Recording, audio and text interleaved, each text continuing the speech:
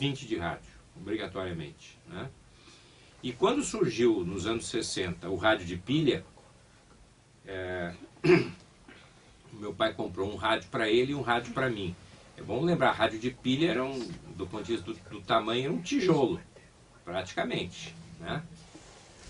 Os primeiros rádios que chegaram aqui no Brasil são os rádios japoneses chamados Spica, a marca Spica.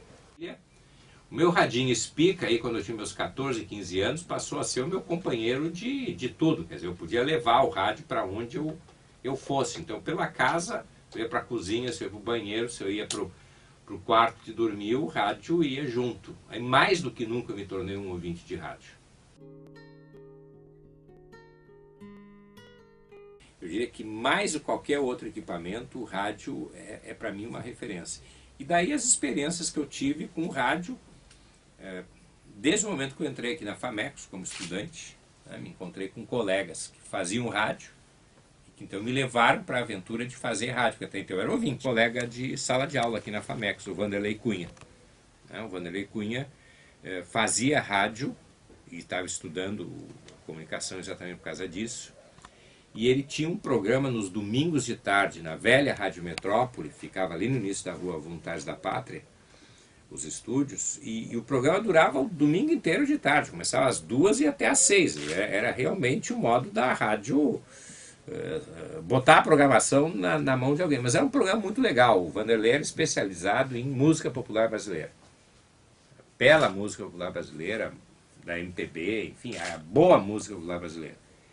E a gente logo aqui nos primeiros meses de aula nos tornamos amigos e ele me convidou para participar do programa. Então eu comecei a ir no programa e eu fazia alguns comentários sobre teatro e alguns comentários sobre livros. Eu passava, na verdade, a tarde inteira com ele lá, batendo papo, tomando chimarrão, não tinha nada que fazer, né?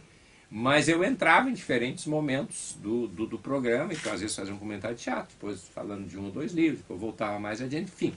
A gente repartiu o espaço todo. Essa foi realmente minha primeira experiência de rádio.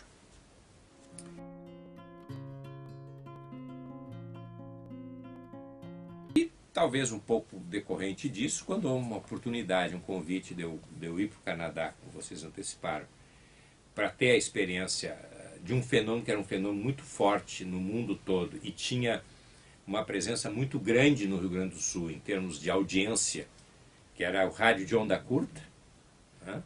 No meu caso, então, em Montreal, a Rádio Canadá Internacional, eu achei a ideia ótima, né? E vivi essa aventura, até porque a barra política estava pesada também aqui no Brasil, isso foi em 74, e então eu achei bom tomar uns ares, né? Acabei voltando 1 ano e meio depois, porque começou a mudar um pouco o panorama, a eleição de final de 74 foi importante, um papel muito significativo do Érico Veríssimo e do Jorge Amado, em que participaram da campanha do anticandidato, que foi o Ulisses Guimarães, que não tinha a menor chance de ganhar, mas houve uma campanha, os dois fizeram um manifesto nacional, um manifesto, aliás, que eu li na rádio, lá em Montreal, eu li, portanto, no programa da Onda Curta, lá da rádio para todo o Brasil aqui.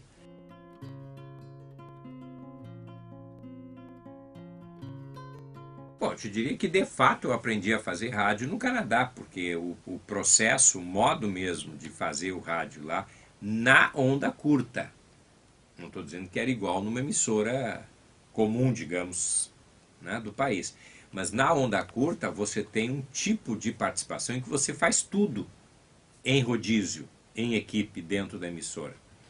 Ou seja, basicamente, eu era redator, tradutor de programas. Basicamente, eu e todos os demais da equipe. Todos nós traduzíamos e redigíamos programas. 2, todos nós produzíamos e gravávamos programas. Todos nós, em algum dia da semana, normalmente 2 dias por semana, nós éramos o produtor dos programas e éramos também locutor e apresentador de outros programas, não necessariamente dos mesmos. E todos nós éramos também editores e montadores dos programas que nós produzíamos. Quer dizer, eu ia para o estúdio depois, com o equipamento, ouvindo, marcando na fita, cortando, colando, editando, até deixar a programação pronta para ir para o ar. Quer dizer, nesse sentido, o rádio foi muito legal, porque eu cobria tudo. A pauta que me dava eu tinha que fazer. embora cada um de nós tivesse um ou dois programas específicos. Eu tinha um programa de música canadense e tinha um programa de cultura em geral, que eu mantive a minha linha sempre. Mas eu aprendi a fazer geral, aprendi a fazer política, eu aprendi a fazer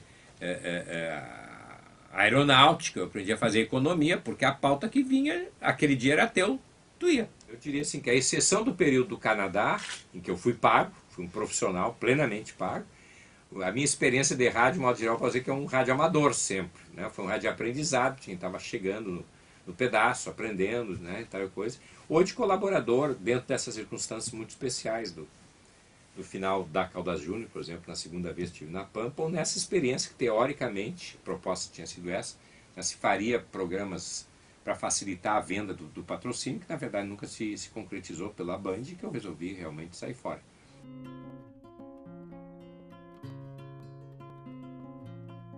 Interessante que eu nunca vinculei tanto o rádio como o jornalismo. Para mim, jornalismo ainda era muito jornal. Embora, claro, hoje, como professor, é evidente que eu tenho bem claro que o rádio é uma forma de jornalismo extraordinária. Mas para mim, o rádio foi, sobretudo, uma companhia. O amigo, o colega, o companheiro que eu levava comigo, principalmente com o radinho de pilha. E quando eu fazia o programa, que eu acompanhava, mesmo sem saber quem era.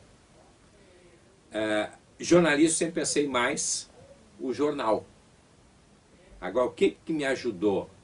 A instantaneidade do rádio.